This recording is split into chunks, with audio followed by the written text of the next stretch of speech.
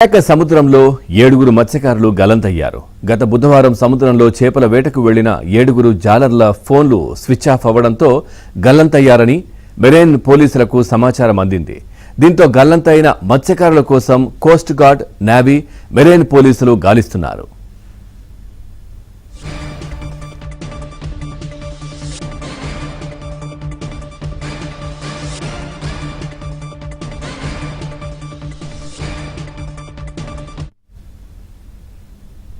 విశాఖ సముద్రంలో 7 మత్స్యకారులు గల్లంతయ్యారు. గత బుధవారం సముద్రంలో చేపల వేటకు వెళ్లిన 7 జాలర్ల ఫోన్లు స్విచ్ ఆఫ్ అవ్వడంతో గల్లంతయ్యారని మెరైన్ పోలీసులకైతే సమాచారం అందింది. దీనికి సంబంధించి మరింత సమాచారాన్ని మా కరెస్పాండెంట్ నాయుడు అందిస్తారు. నాయుడు, పవన్, విశాఖలో 7 మత్స్యకారులు గల్లంతైనట్టు మనకి సమాచారం తెలుస్తుంది.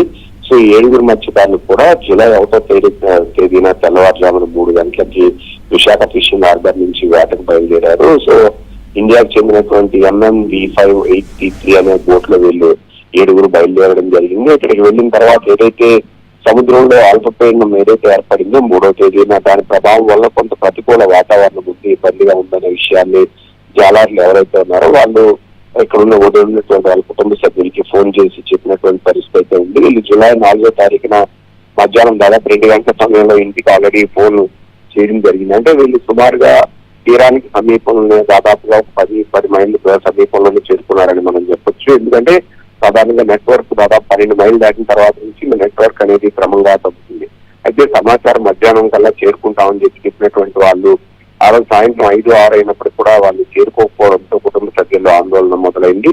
సో ఒకసారి ఆందోళన మొదలవడంతో నిన్న దాదాపు వాళ్ళు చేరాల్సినటువంటి సమయం ఉన్నప్పటికీ ఎంతసేపటికి రాకపోవడం, వాళ్ళు 7 ఎవరైతే ఉన్నారో వాళ్ళ ఫోన్లు కూడా పనిచేయకపోవడంతో కుటుంబ సభ్యులు వాళ్ళకి సంబంధించిన గల్లంతై ఉంటారని చెప్పి వాళ్ళ కుటుంబ సభ్యులందరూ కూడా జిల్లాధికారులకి, అక్కడ ఉన్నటువంటి ఎవరైతే స్థానికంగా ఉన్నటువంటి బోటు యజమానులు, స్టేషన్ ప్రెసిడెంట్ గా ఉన్నటువంటి జానకిరామన్ ఆయనకి సమాచారం ఇవ్వడం జరిగింది. వాళ్ళ ద్వారా ఇప్పుడు జిల్లా కలెక్టర్ కి, మెరైన్ పోలీసులకి, కోస్ట్ గార్డ్ కి, నేవీకి కూడా సమాచారం అందించారు.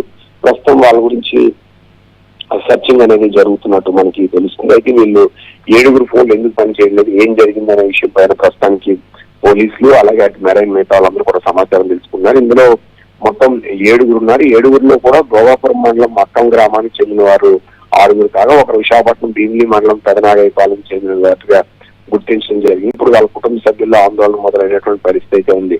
సో వెళ్ళినటువంటి వాళ్ళు చిన్నయ్య ఒకరు, అలాగే చిన్న మరొకరు గరగయ్య అనే ఒక యువకుడు ఉన్నారు. అలాగే అమరు అప్పలరాజు అనే ఒక యువకుడు, అలాగే రఘుతు బండయ్య అనే ఒకరు, అలాగే చిన్నయ్య మరొకరు కూడా సీతోడ్ అని చెప్పి వీళ్ళు 7 ఉన్నట్టు కూడా ప్రాథమికంగా సమాచారం తెలుస్తుంది. ఇప్పుడు వీళ్ళ కోసం సర్చింగ్ అనేది జరుగుతుంది. అయితే వీళ్ళ ఫోన్లు మధ్యాహ్నం చేసిన తర్వాత నుంచి పనిచేయకపోవడం వల్ల కుటుంబ సభ్యుల్లో ఆందోళన అనేది కొనసాగుతున్నటువంటి పరిస్థితి అయితే ఉంది. Okay Naidu, thank you.